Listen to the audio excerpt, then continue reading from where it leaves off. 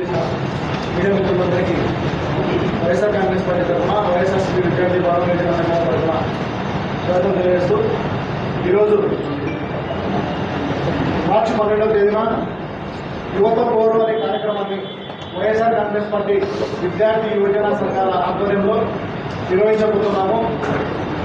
ఎందుకంటే ఈ కార్యక్రమాన్ని నిర్వహిస్తున్నాము అంటే గతంలో చంద్రబాబు నాయుడు గారు చెప్పిన తప్పుడు హామీలు ఏవైతే ఉన్నాయో యువతకు విద్యార్థులను మోసం చేస్తూ ఏవైతే తప్పుడు హామీలను నెరవేర్చాలని హామీలను ఇచ్చి ఈరోజు అధికారంలోకి వచ్చినాడో ఆ హామీలను నెరవేర్చాలనే ఉద్దేశంతో ఈరోజు రాబోయే రోజుల్లో మార్చి 12వ తేదీన మేమందరం కూడా ర్యాలీగా బయలుదేరి కలెక్టరేట్లో అంతా రిప్రజెంటేషన్ ఇచ్చి ప్రభుత్వం మీద ఉన్న నిరసనను ప్రజల నిరసనను మేము తెలియజేయబోతా ఉన్నాము. ఎందుకురా ఈ కార్యక్రమాన్ని వైఎస్ఆర్ కాంగ్రెస్ పార్టీ నిర్వహిస్తుంది అని చెప్పి అంటే గతంలో చంద్రబాబు నాయుడు గారు చూసినాం, ఏ మాట చెప్పినా తప్పుడు హామీ, తప్పుడు వాగ్దానాలు, తప్పుడు విధానాలు. ఈ విధంగా ఎన్నో సంవత్సరాలు 2014 నుంచి 19 వరకు మోసం చేశారు. మళ్ళీ తిరిగి 2024లో 24 నుంచి మళ్ళీ రాబోయే రోజుల్లో మోసం చేయడానికి రెడీగా ఉన్నారు.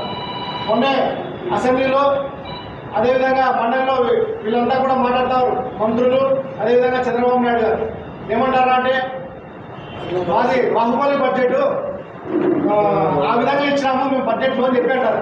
సార్ ఇది బాహుబలి బడ్జెట్ కాదు సార్, కట్టప్ప బడ్జెట్ అంటారు మీ బడ్జెట్.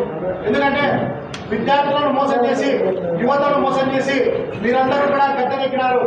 రాబోయే రోజుల్లో మీరందరూ గద్దె దిగడానికి సిద్ధంగా ఉండేది బయట ఎవర్రా అంటే మిమ్మల్ని మీ కుసాలు కదిలించేది ఎవర్రా అంటే మా యువత, మా విద్యార్థులు మాత్రమే.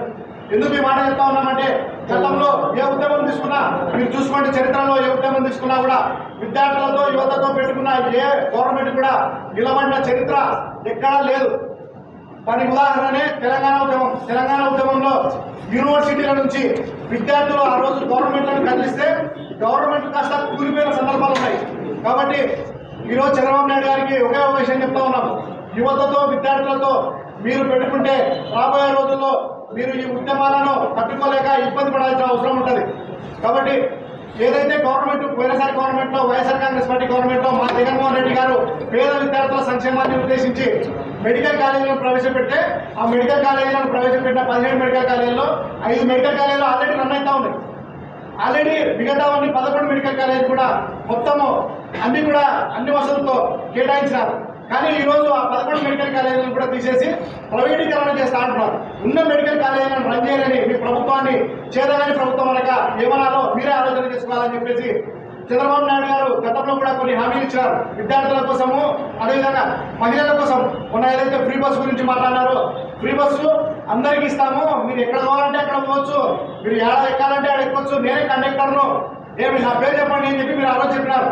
కానీ ఈరోజు తీరా చూస్తే దాని గురించి మాట్లాడలేదు.